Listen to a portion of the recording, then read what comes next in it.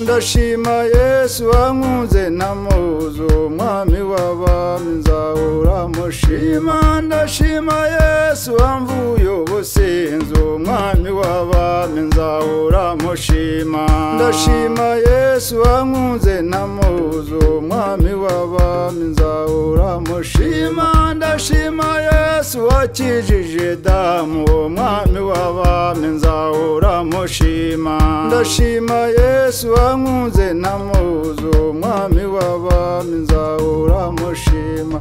reka ntangire mbabwira uwo mwami w'abami ari we tangiriro ry'ubutumwa bwiza nk'uko yatangiye abwiriza ubutumwa bwiza mu buhanuzi bwa Yesaya 61 agira ati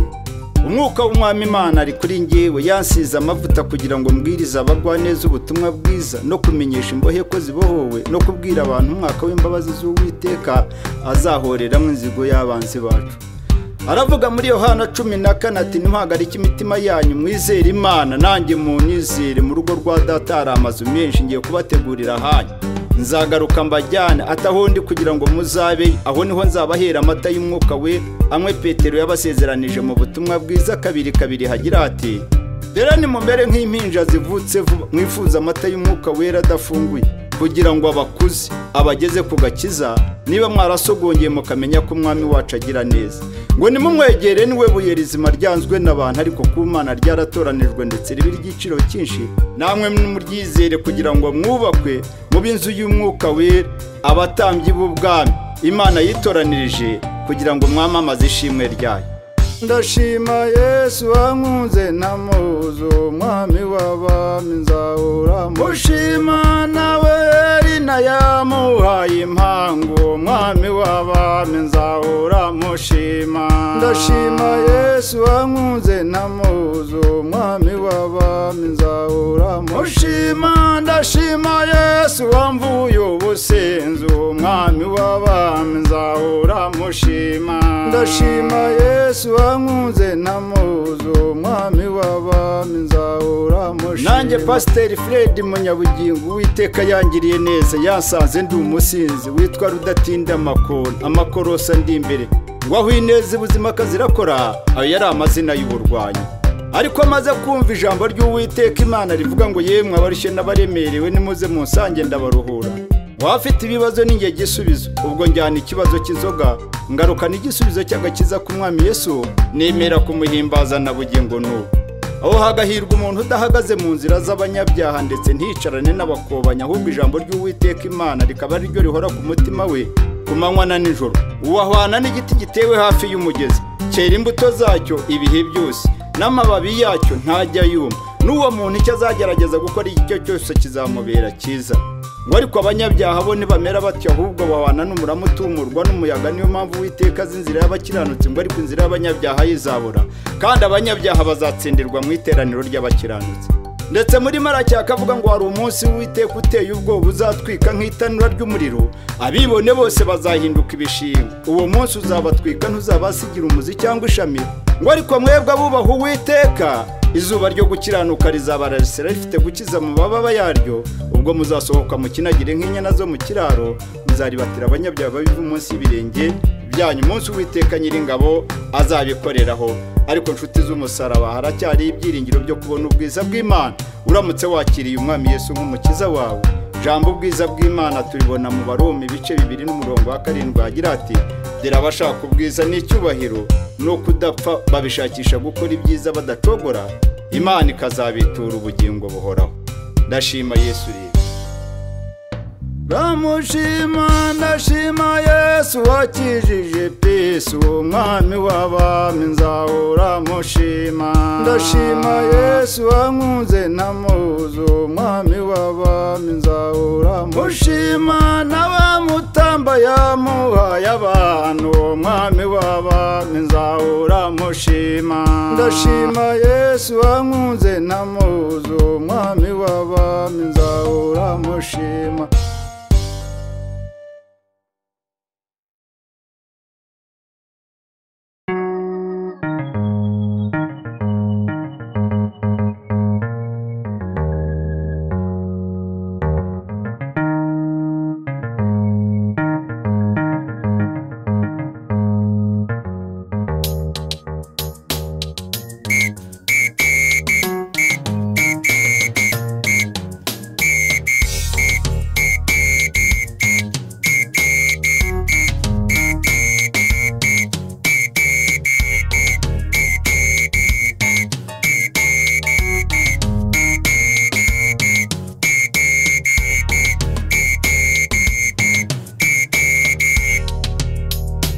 nshuti z'umusaraba nimuhimbaze Imana mbibwirira ubwiza bw'Imana. Ijambo ubwiza bw'Imana turibona mu Baroma ibice 2 n'umurongo wa 7 hagira hati: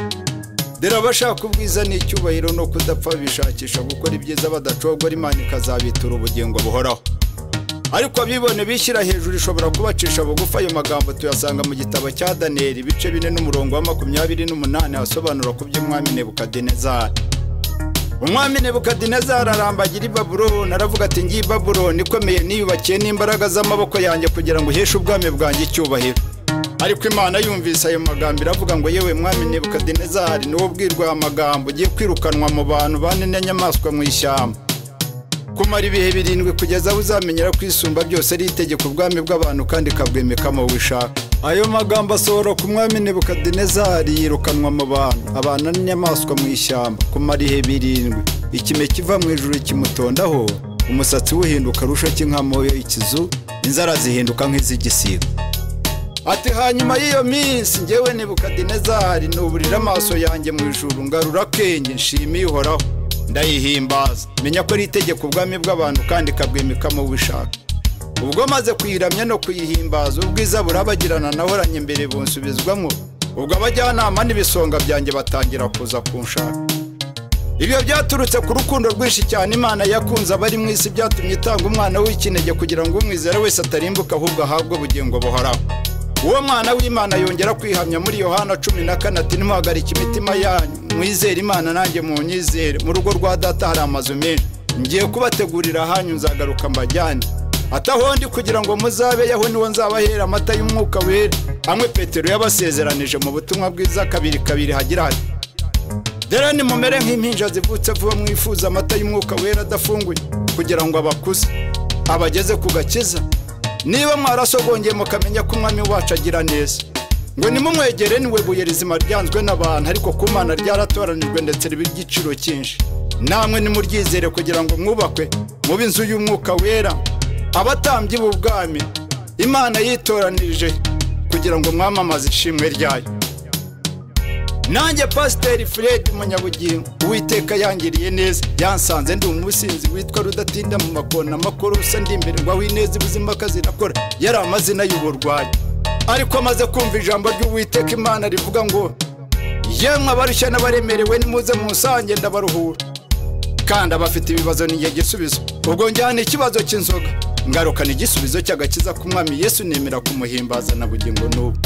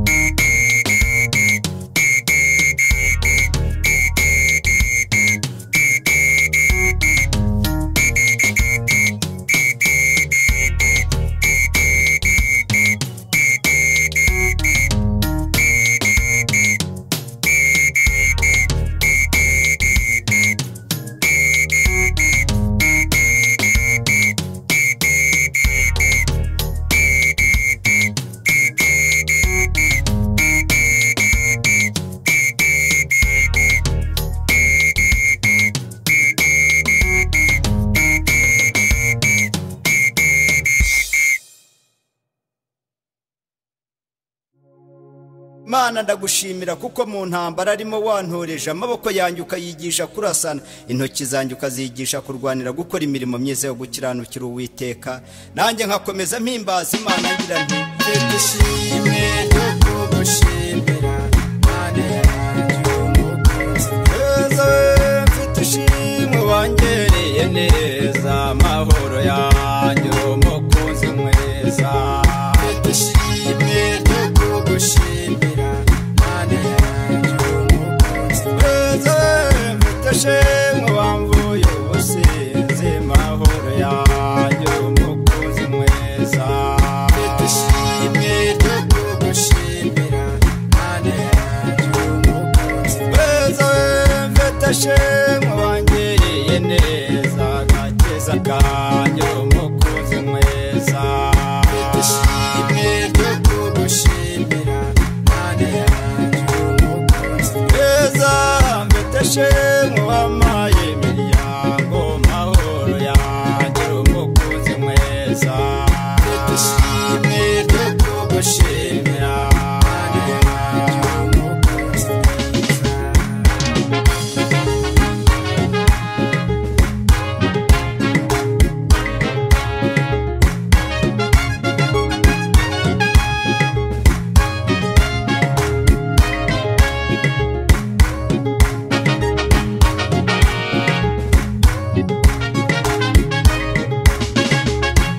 shema ukwiriye guhimbazwa amahoro yanjye umukunzi mwiza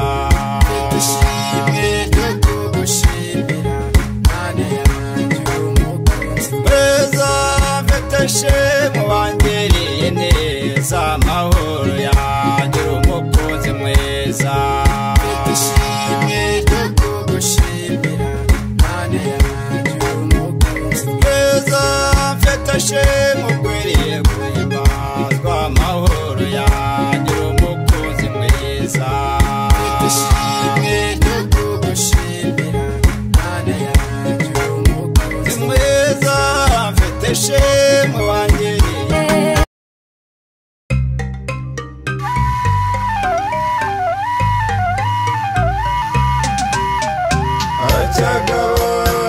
aracyagaba biganza bigaba mariza aracyagaba pura aracyagaba biganza bigaba mariza aracyagaba biganza bigaba mariza aracyagaba mu gitaramo cy'abayeza aracyagaba biganza bigaba mariza aracyagaba biganza bigaba mariza aracyagaba amagaju aracyagaba biganza bigaba mariza aracyagaba biganza bigaba mariza aracyagaba amasina aracyagaba biganza bigaba mariza aracyagaba biganza bigaba mariza aracyagaba ndi nkubito y'imanzi ntwari idatinya urugamba rwo guhamya umwami Yesu muvuga ibigwi n'ibitangaza yakoze ku bugingo bwanjye bucunguye muri harage reka mbabwire Imana ya Isiraheli itarobanura abantu ku butoni yakoresheje Mose agacyura ubwoko bwa Isiraheli yo yakoresheje perezida wa Repubulika n'inkotanyi bacyura abanyarwanda Imana imaze kubona agahinda k'abana b'abanyarwanda bari baratewe no kuvukira mu buhunzi ntiyishimira ubwo buyobozi we niko guhagurutsa ingabo za RPF inkotanyi zitabara u Rwanda ubwo ziyoborwa na Chairman wa RPF inkotanyi akaba inkotanyi yoganya umuheto ka Gitumba muraba n'umuhengeri bya jenoside byagusa abanyarwanda rudasumbwa mihigo mu iterambere ry'abanyarwanda radumira inkotanyi zikambika rugana ageze mu birungo ashinga radio Muhabura kugira ngo habure imitima abanyarwanda bari barahabanye n'igihugu cyabo ka Gitumba na Rusumo ipaka arayikingura bakunda u Rwanda barutaha bose cyari pariki y'Akagera yarangwaga n'inyamaswa nka z'imbyeyi zitahana imivumero Kiribizinywa Kayanja ka Rushuga na Kamiramigezi Kayange na Nyagashanga zirakomeza ubwatsi bw'uruhira ziburishiriza mucucu bahabwa ya mucucu perezida wa Repubulika yigabira abanyarwanda inka zirayitaha zibyiga imbogo n'inzovu zikubira ku nyanja rwa Kigeri Ndama na Buhongora Kamate Karangazi ku idamu na Rwangingo zishokana ubwira gakungugu na gacucu bitwikira abashumba nuko zikutse bugorobye ubwatsi bw'uruhira zirisha ubwambare na Kajuma kahina kizira kome zirayitaha yerekizira kome hinduka kigira kome Musenyi na Gabiro zisedukira mu cyakare kabaruri mukomane bwa Nyakayaga zigera amashoka kizigurana kiramuruzi zinyurana amaguru maremare karanagahina imbuto z'amahoro zigera bugorobye zinywa amazi zirayambuka ubwo zitaha ntebe mu rwure rwa perezida hakaba mu mudugudu w'Amagaju Perezida wa Repubulika yishimira kuzigabira abanyarwanda atarobanuye ku butoni ageze Nyamagabe bagabira uko bangana basizwe inyuma n'amateka abakura mu bworo bwo kubumba bashyira mu bworozi bwa kijyambere nabo banywa amata y'inka bishimira iterambere rya perezida wa Repubulika mu banyarwanda bagira bati ko kuyone demokarasi isesuye umwe bw'abanyarwanda zikabamwe nkangabo rutagendana n'ibigwari mu iterambere ry'abanyarwanda tugeze mu cyerekezo 2020 cyangwa 20 mu kinyarwanda iyo nk'ikazira icyaha n'igisa n'icyaha ikazira amafuti y'abagore n'abagabo batazi Imana ntibagire n'urukundo rw'umwuka wera rubatera gukunda igihugu cyabo ahubwo bakarara batongana amabara ubwo bugacya bavuga ngo noneho dere burakeye byuka tujye kuburanira abayobozi b'umudugudu ko ari urukiko rw'ibanze kandi igihe tugezemo si igihe cyo kubyuka tuburana ko abagore n'abagabo mu Banyarwanda ahubwo ni igihe cy'uburinganire bwabo ndetse bakuzanya mu byo bakora kugira ngo bakire urugo rwiza n'igihugu cyabo mwari kumwe na Pasiteri Fred Munyabugingo wa Francisco Terera aho yasabuga ya Nyiringango ya Rubambura amazi ya Rukinizambuga ya Rwamo rwa Gihana ndumuhana wamenye umwami Yesu nk'umucunguzi w'ubugingo bwanjye aracyagaba biganza bigaba mariza aracyagaba aracyagaba Paul aracyagaba biganza bigaba Mareza aracyagaba aracyagaba biganza bigaba Mareza aracyagaba mu gitaramo cy'abayeza aracyagaba biganza bigaba Mareza aracyagaba aracyagaba biganza bigaba Mareza aracyagaba aracyagaba biganza bigaba Mareza aracyagaba. Inshuti z'umusaraba reka ntangire mbabwira imbaraga z'Imana no gukomera kwayo, mbabwira Imana itarobanura abantu ku butoni idatinda gutabara abayitabaje, atabaye Mishaki na Seduraka na Abedinego mu itanura ry'umuriro banze kuramya igishushanyo cy'umwami Nebukadineza. Ibyo byaturutse ku rukundo rwinshi cyane Imana yakunze abari mu isi, byatumye itanga umwana w'ikinege kugira ngo umwizera wese atarimbuka ahubwo ahabwe ubugingo buhoraho. Uwo mwana w'Imana yongera kwihamya muri Yohana 14 ati nimuhagarike imitima yanyu mwizere Imana nanjye munyizere, mu rugo rwa data hari amazu menshi, ngiye kubategura hanyu nzagaruka mbajyane. Atahondi kugira ngo muzabe yaho niho nzabahera amata y'umwuka wera. Mwe Petero abasezeranije mu butumwa bwiza kabiri hagira hati dere ni mumere nk'impinja zivutse vuba mwifuza amata y'umwuka wera adafunguye kugira ngo abakuze abageze kugakiza. Niba mwarasogongeye mukamenya ko umwami wacu agira neza, nimumwegere niwe buye rizima ryanzwe n'abantu, ariko ku Mana ryaratoranijwe ndetse ribiri igiciro cyinshi. Namwe nimuryizere kugira ngo mwubakwe mu binzu y'umwuka wera, abatambyi b'ubwami Imana yitoranije kugira ngo mwamamaze ishimwe ryayo.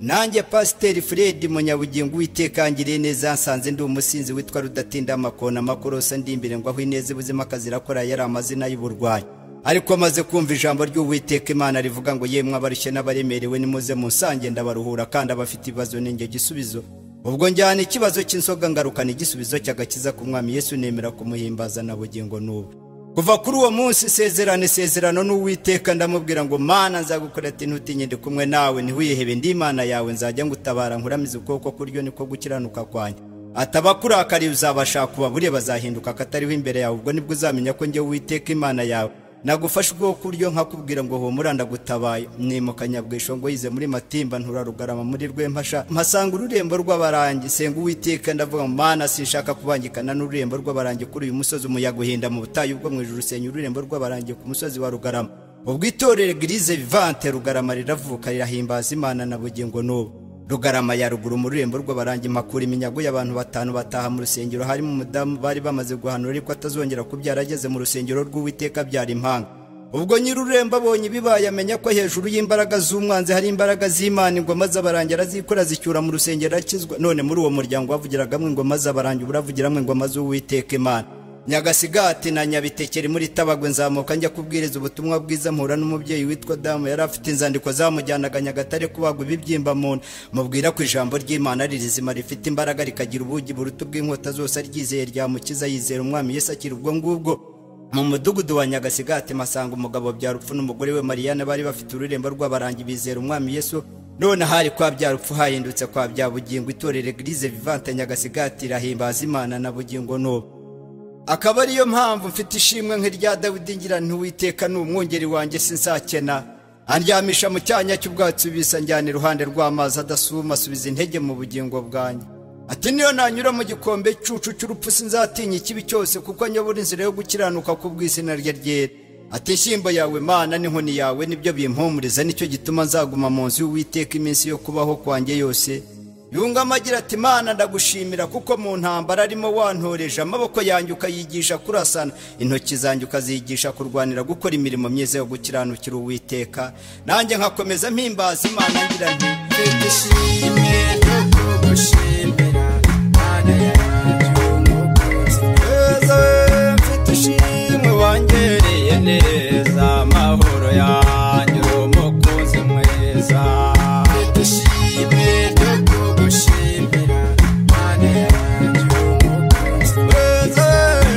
shemwe wamvuye ubusinzi, mahoro yanjye umukunzi mwiza. Mfite ishimwe ryo kugushimira Mana yanjye umukunzi mwiza. Mfite shemwe wangiriye neza, gakeza kanjye umukunzi mwiza. Mfite ishimwe ryo kugushimira Mana yanjye umukunzi urakoze